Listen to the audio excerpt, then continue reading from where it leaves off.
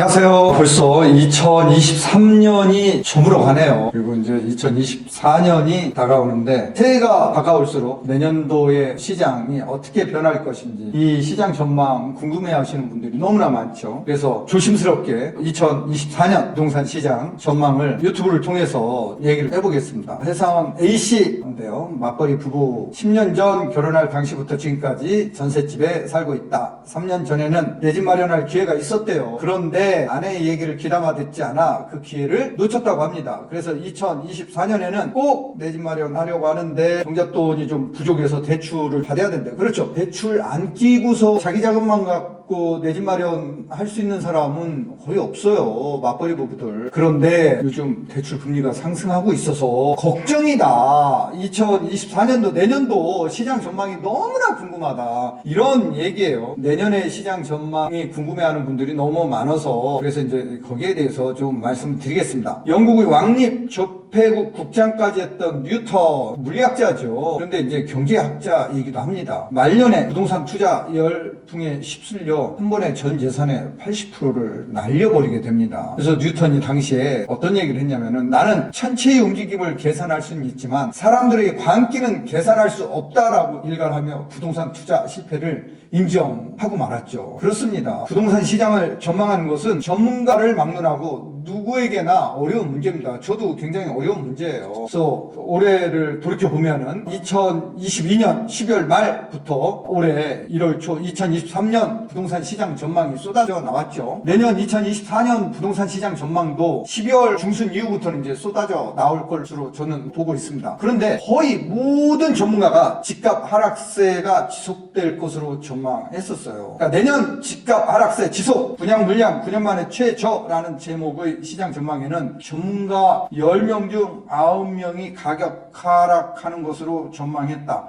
2022년 12월 28일자 동아일보 기사입니다. 한 명 상승 예상한 건 저였어요. 자, 저는 2023년 하반기부터는 부동산 시장이 반등할 것으로 전망을 했는데 그 이유는 세 가지 때문이었는데 저는 내년에도 이 세 가지 이유가 해소되지 않으면은 우상향할 것으로 시장을 전망하고 있어요. 그래서 저는 2024년 부동산 시장도 조심스럽게 우상향하는데 다만 변수는 있다라는 거죠. 이 영상을 끝까지 보셔야 되는 이유입니다. 변수가 뭔지. 그러면 세 가지 이유부터 보겠습니다. 첫째, 공급이 부족해요. 2022년 하반기 아파트 가격은 어떻게 됐어요? 신고가가 파괴됐죠. 쭉 오르기만 했었죠. 부동산 가격이 쭉 오르기만 했다가 7월부터 올랐던 가격이 신고가가 파괴되면서 가격은 언제 그칠지 모르는 장맛비처럼 하염없이 떨어졌었죠. 당시 금리가 상승함에 따라 대출이자 부담이 증가했고 실수요자가 내 집 마련에 나서지 못하면서 아파트 가격은 떨어졌죠. 거래량이 확 줄어들면서 가격은 뚝뚝 떨어졌죠. 원칙적으로 아파트 가격은 수요 공급에 의해서, 즉 공급이 많으면 가격은 하락되는 거죠. 물론 주택 공급은 단기적으로는 비탄력적이기 때문에 즉시 시장 가격에는 영향 주지 못한다는 건 알죠. 그런데 수요는 어때요? 수요일 사람이 아파트 단지 한 군데에 가서 사겠다라고 하면 가격은 쭉 올라가잖아요. 수요는 단기적으로 굉장히 탄력적이다. 이렇게 봐야 될 것 같아요. 지난해 8월 16일 국토교통부 국민주거안정 실현 방안에 따르면 향후 5년간 서울 지역 50만 호를 비롯해 전국에 270만 호의 주택 공급 계획을 발표를 했습니다. 주택이 나오냐는 이렇게 발표할까요? 그런데 5년 안에 서울에 50만 호 공급이 될까요? 전국에 270만 호 공급이 될까요? 이거는 쉽지 않다라고 봅니다. 50만 호면은요, 여러분들 분당이 590만 평 정도 되는데, 자, 여기가 10만 가구예요. 서울의 목동이 180만 평 정도 규모가 되는데, 여의도의 2배입니다.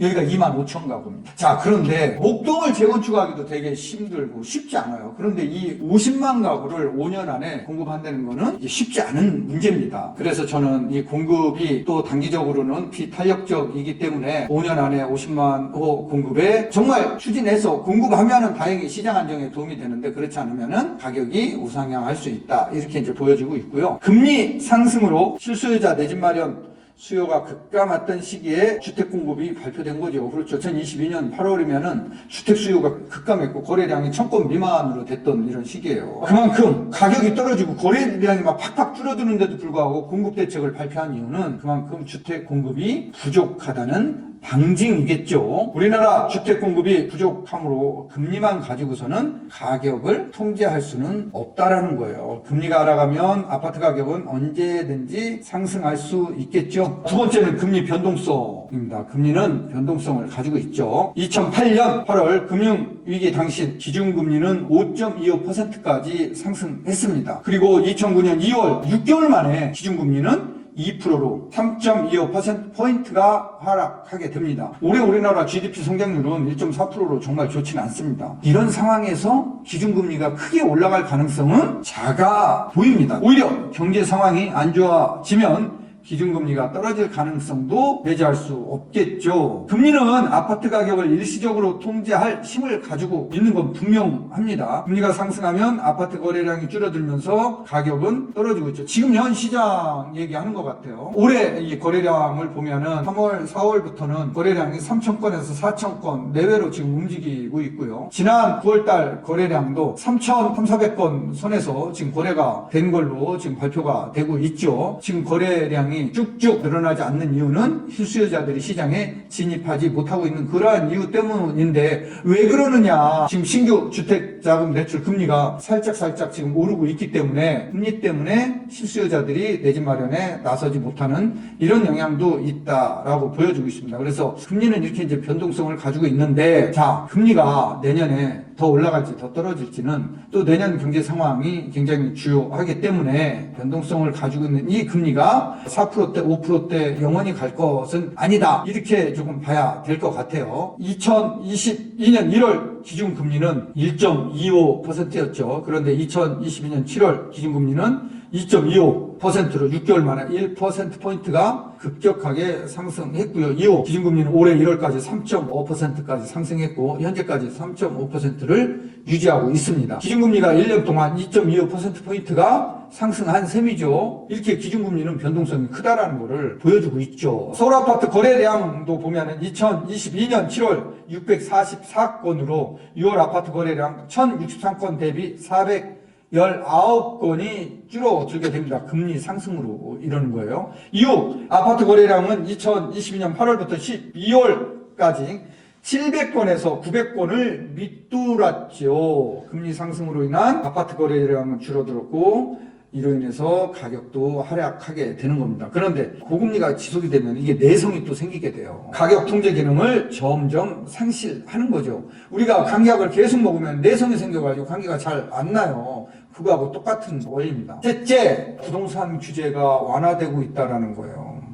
올해 1월 5일부터 투기과열 지구 및 조정 대상 지역이 해제되었죠. 그래서 서울, 강남, 서초, 송파, 용산구만 제외하고 모두 해제된 것이죠. 다주택자의 경우 최대 30%포인트까지 중과세되는 양도세가 없어졌죠. 무주택자, 1주택자 50%만 허용하던 LTV, 주택담보 비율도 최대 70%까지 이제 허용되게 되는 셈이죠. 최장 10년이었던 청약 재당첨 제한도 사라지게 된 거죠. 이렇게 규제 지역에서 해제되면은 부동산 시장이 활성화될 가능성이 높아질 것으로 보이는 이유죠. 시장이 규제보다는 지금 해제되고 있고, 금리는 변동성을 가지고 있고, 공급은 지금 부족한 상황이고, 그래서 내년에도 조심스럽게 부동산 가격이 이제 올라갈 것으로 이제 이렇게 예상을 하고 있는데, 그래서 2024년 부족한 주택 공급이 해소되지 않는 한 가격은 상승할 가능성이 높게 보는 거죠. 그렇다라고 아파트 가격이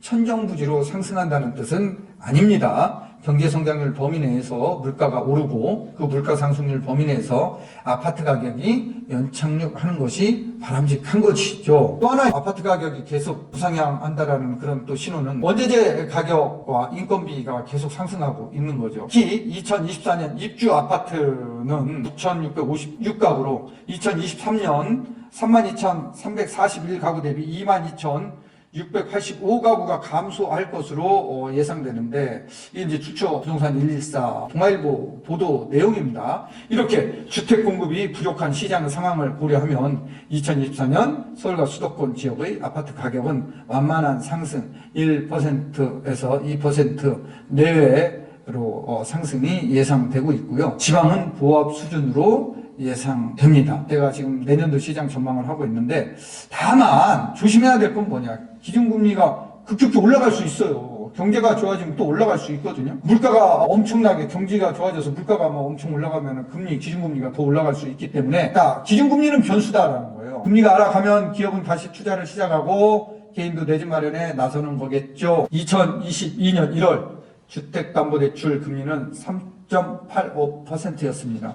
그런데 기준금리가 상승함에 따라 주택금리도 따라서 올랐죠. 2022년 10월 4.82%까지 상승했다가 2024년 올해죠. 지금 지난달 말 현재 마이너스 0.47%포인트 47 bp가 지금 하락해서 현재 신규 주택 담보대출 금리입니다. 4.35%를 유지하고 있습니다. 오늘 2024년도 시장 전망 여기서 마무리하겠습니다. 자, 내용이 좋았으면 좋아요, 구독 꼭 눌러주세요. 다음 영상에서 또 뵙겠습니다.